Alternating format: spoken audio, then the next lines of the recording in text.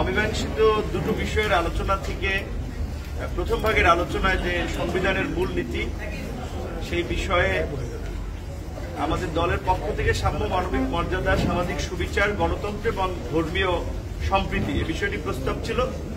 Commission থেকে ধর্মীয় সম্প্রীতি ব্যতীত সামগ্রিক আলোচনায় এর আগের আলোচনায় কিন্তু তারা সাম্য, মানবিক মর্যাদা, সামাজিক সুবিচার এবং গণতন্ত্র এই চারটা বিষয় ধরে আলোচনা করেছে।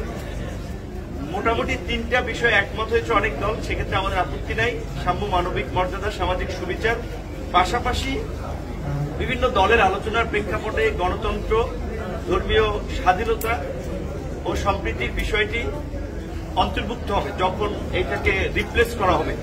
এটাও যদি হয়, এটাতে আমাদের দলের পক্ষ থেকে একমত নাই, আমাদের দ্বিমত নাই।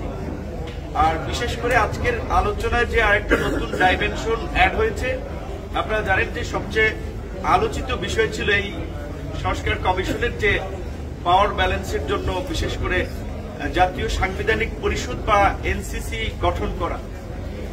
সম্ভবত সেই বিষয়ে পর্দার আড়ালে আলোচনার সাপেক্ষে আসলে ফরম্যাট চেঞ্জ করেছে সংবিধান এই জাতীয় ঐক্যমত্য কমিশন। আজকের নতুন আলোচনায় তারা ওই কাঠামোর পরিবর্তে আপনার সাংবিধানিক ও সংবিধিবদ্ধ প্রতিষ্ঠানের নিয়োগ সংক্রান্ত একটা কমিটি, যেটা এনসিসির পরিবর্তে আনা হয়েছে, এবং সেই কমিটিতে প্রধানমন্ত্রী, বিরোধী দলীয় নেতা, 2 কক্ষ বিশিষ্ট সংসদ হলে 2 কক্ষের স্পিকার, প্রধান বিচারপতির মনোনীত একজন ব্যক্তি এবং প্রধান বিরোধী দল ব্যতীত বিরোধী দলের অন্যান্য বিরোধী দলের মধ্যে থেকে একজন প্রতিনিধি, 7 জনের সমন্বয়ে এই সংবিধান ও সংবিধিবদ্ধ প্রতিষ্ঠানের কমিশন গঠনের কথা বলা হয়েছে।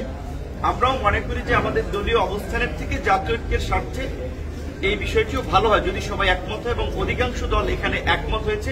তবে আমাদের সেখানে যেহেতু সংস্কার কমিশন সুনির্দিষ্টভাবে স্বয়ংসম্পূর্ণ প্রস্তাব নিয়ে আসতে পারে নাই, আমরা বলেছি যে এখানে যেহেতু 5 জন কার্যত 7 জনের মধ্যে হবে প্রো গভর্নমেন্ট বা সরকারেরই এক প্রকারের অনুগত কিংবা মনোনীত, আবার 24 সালের মতো আমিডামি নির্বাচন হলে বিরোধী দল সহ তাহলে 6 জনই হবে আপনার সরকারের অনুগত। সেই জায়গা থেকে আমরা বলেছি অন্তত এই কমিটির 7 জনের পূর্ণাঙ্গ মতামতের ভিত্তিতেই এই যে সাংবিধানিক কমিশনের এবং সংবিধিবদ্ধ প্রতিষ্ঠান হিসেবে যেটা চিহ্নিত হবে তার নিয়োগটা নিশ্চিত করা হবে। সেখানে আমাদের দলের পক্ষ থেকে সুনির্দিষ্টভাবে আমরা 5 থেকে 7টি নিয়োগের কথা প্রস্তাব করেছি। 1 নম্বর নির্বাচন কমিশন, 2 নম্বরে দুর্নীতি দমন কমিশন, 3 নম্বরে পাবলিক সার্ভিসের চেয়ারম্যান থেকে শুরু করে অন্যান্য নিয়োগ, এবং মহাহিসাব নিরীক্ষক থেকে শুরু করে অ্যাটর্নি জেনারেল। আমরা 5টি পদ পয়েন্ট আউট করেছি, আমরা বলছি 5 থেকে 7টি হতে পারে।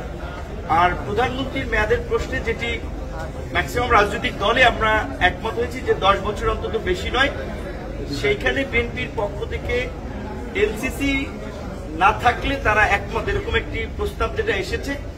আমরা মনে করি এইখানে বেশিরভাগ রাজনৈতিক দল এইটাতে আসলে একমত হবে না, কারণ প্রধানমন্ত্রীর মেয়াদ সেটা একটা ভিন্ন বিষয়। এনসিসি কিংবা এনসিসির কে যেভাবে বলা হচ্ছে যে প্রধানমন্ত্রীর ক্ষমতাকে অনেকখানি টেনে ধরা কিংবা কাটেল করা, সেই জায়গা থেকে যে জাতীয় সাংবিধানিক ও সংবিধিবদ্ধ কমিশনের নিয়োগের জন্য যে কমিটি করা হয়েছে এনসিসি থেকে আমি মনে করি অনেক কম ক্ষমতা সম্পন্ন। কিন্তু যেই কারণে আমাদের প্রতিষ্ঠানগুলো গত আমরা 16 বছর থেকে 50 বছরে আমরা তাদের স্বকীয়তা দেখি নাই, ছোট জগন্নাথ মার্কা প্রতিষ্ঠান হয়েছে, সেটা ঠেকাতে হলে কিন্তু এই অন্তত এই সাংবিধানিক ও সংবিধিবদ্ধ প্রতিষ্ঠান নিয়োগের জন্য এই কমিটি করা জরুরি। আশা করি কমিশন হাউসের মতামতকে প্রাধান্য দিয়ে এইটার বিষয়ে একটা নেক্সট রবিবার দিনের আলোচনা ঐক্যমত পৌঁছাবে, এবং আমরা সকলকে এটাই মনে করিয়ে দিতে চাই যে 74-এ বিশেষ ক্ষমতা আইন করা হয়েছে, আপনারা জানেন।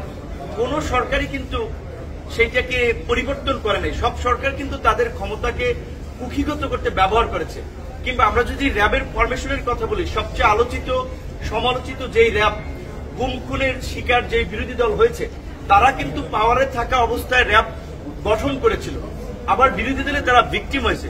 সুতরাং আজকে যদি আমরা এরকম ভাবি যে আমরা সরকার গঠনের পসিবিলিটি আছে, সুতরাং আমরা পাওয়ার এনজয় করার জন্য কিংবা সবকিছুকে নিয়ন্ত্রণ করার জন্য সংস্কারটা ঐকেন্দ্রিক চিন্তা করব, তাহলে কিন্তু ভবিষ্যতে আরো একটা গণ অভ্যুত্থানের আবার কিংবা একটা না অনেকগুলো গণ অভ্যুত্থানের আবার প্রয়োজনীয়তা দেখা দিতে পারে। আশা করি সবাই বিবেচনা করেই ভবিষ্যৎ যেন আর গণ অভ্যুত্থানের প্রয়োজন না হয় এবং কোনো স্বৈরতন্ত্র কিংবা ফ্যাসিবাদ প্রতিষ্ঠিত না হয়, সেজন্যই রাষ্ট্র কাঠামোকে একটা ভারসাম্যের মধ্যে নিয়ে আসবে।